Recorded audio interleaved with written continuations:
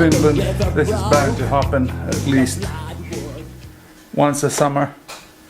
Today was the date. It started raining when I got to work, but then when I left work it was pouring. Very unpleasant. But then again, it's one of these things where you feel like you have achieved something. You have overcome the elements. It's tricky business with that bike riding in the rain, because all the paintings on the road, they become like ice. So you need to be very careful, and I didn't fall, but still, it was hairy. Oh yeah, another thing. I'm still rubbish at walking and getting off my bike and stuff like that, but today my feeling has been a lot better. My left hand, it's still numb slightly, but the feeling has been better. And one of the things mentioned in this book, Overcoming Multiple Sclerosis, is that fatigue, which I mentioned that has disappeared completely, it has a strong correlation with your brain matter disappearing. So, what do you call it? I'm stoked that I don't have fatigue, because given the profession that I'm in, I don't want my grey matter to disappear, because I'll be out of a job fairly soon. So that's one good thing. No fatigue,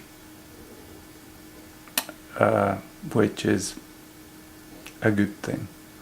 And I link it strongly with the diet change.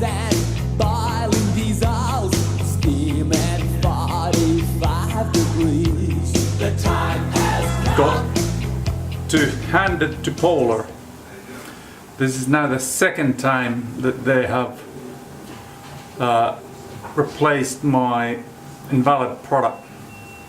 So the first one was the GPS, or I think one of the models have a GPS, but it was this funny shape watch. I can't remember the name of it. But the thing was, immediately when it came out, it had some quality in it that I didn't have. And I thought, yeah, no, I'm gonna get it, because it's just released.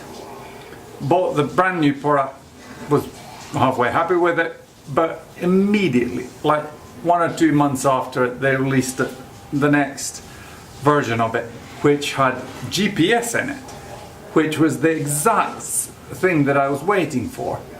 But then I called them and complained that you can't do this, but then they just said, give us your address, and they delivered the new product and sent another package. Please send the item back, the old one back. No cost, no questions asked. Kind of commitment to keep the customer happy. Now, the most recent story is this one. I don't know if you can see, but there's a slight bump on just there. There's a bump. But apparently these V800 models, the batch that my watch was from, it had an invalid stainless steel component that leaked moisture into the watch, which caused it to start swelling, which this one has done. Well, I've seen it on Facebook. They have a group called Fans of Polar V800. I joined it, and I've noticed that some people have gotten their watches returned. Then I thought, might I be in this group So the problem is that I had to use this kind of vise in order to charge it, because it's kind of a clip that comes onto the watch like that, and the clip has a limited amount of pressure, but now that there's this bump, the charging thing doesn't hook up, so I use this vise to apply onto it.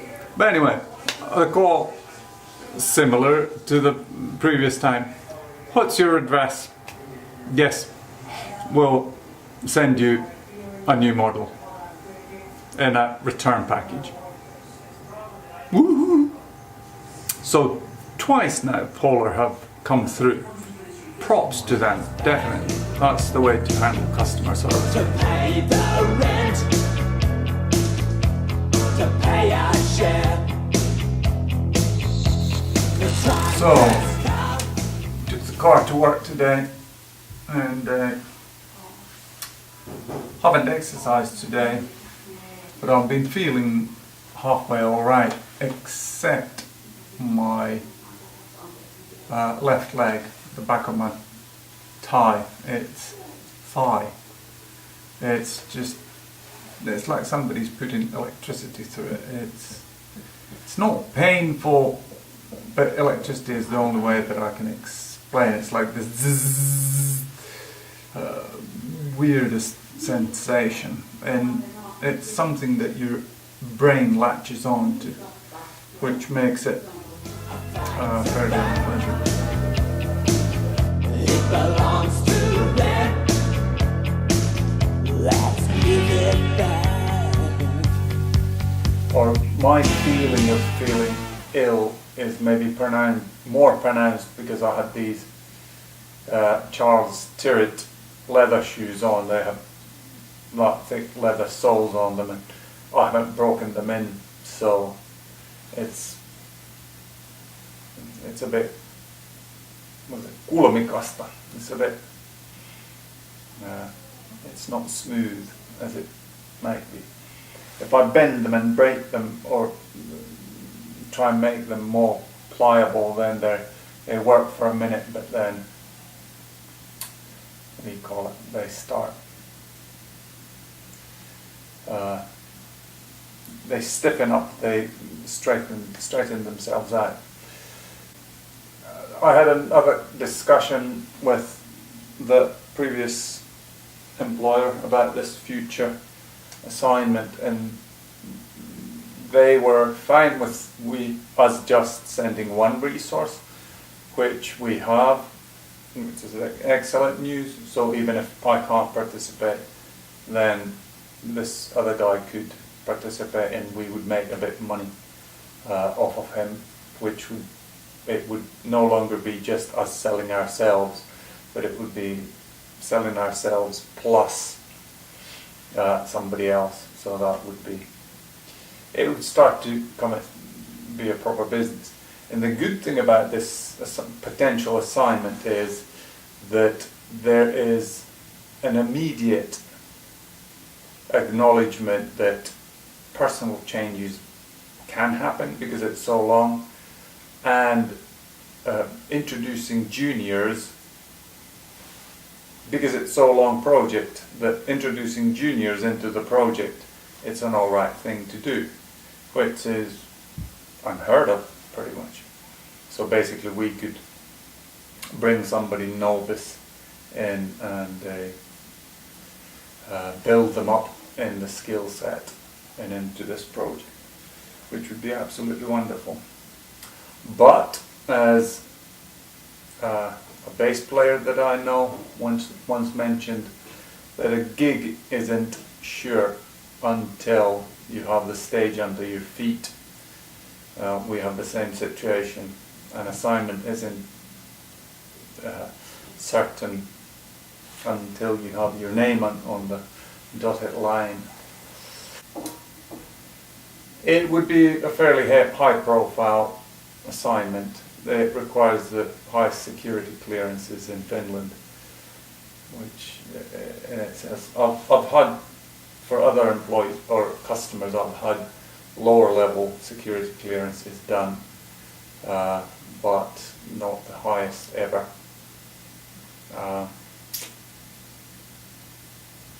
What else? Yeah, that's one thing, because I'm a double nationality. I'm a Finn and a Brit. Then that might be a hindrance, so that I can't participate, which would, yeah, in a sense, be a bit of a downer. But I trust God's will happen.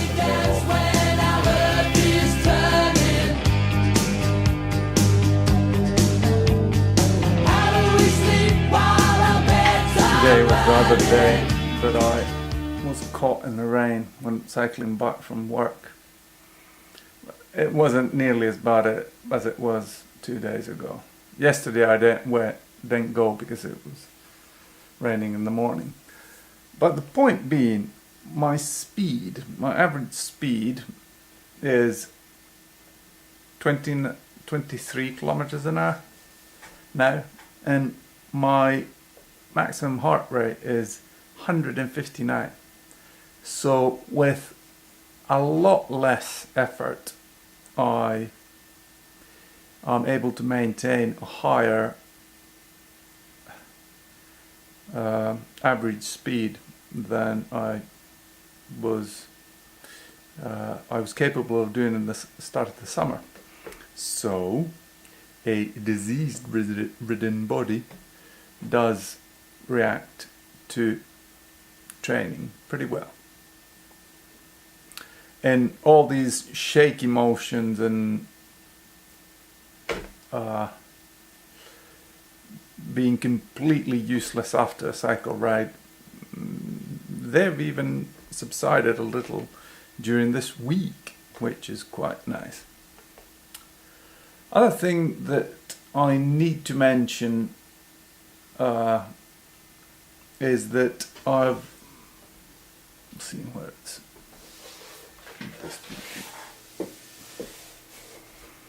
that I need to mention is that 2 days ago, as I was shaving my head, as you see, I shave it regularly. The beard, it's growing again because it's nearly winter. I'm still in my shorts when I cycle, but still. I was leaning down and shaving it off, but when I got up, I have a friend who calls them axe headaches, as in being hit with an axe over the head.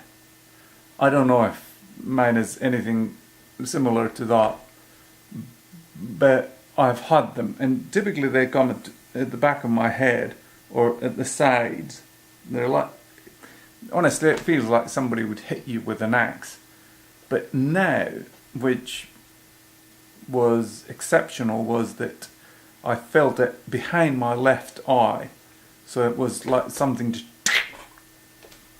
and I nearly lost my balance. Kept up anyway. And I haven't noticed anything after it. But the thing is now, especially when I try and sneeze or do anything like that, then I can still feel something weird behind my eye. Don't know.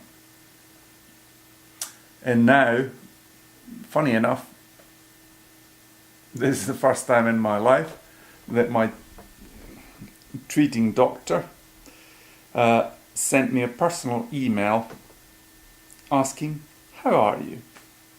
Regards from this Antioxidante Clinico. How's your summer?" Because I posted a question whether my order from iHerb was actually valid, and he said, yeah, the products are good that you ordered. Don't know how good they are, but anyway, the products are good.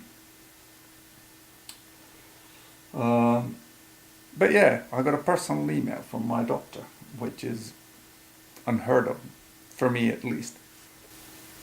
I'm feeling quite good. Thank you, Jesus. You are my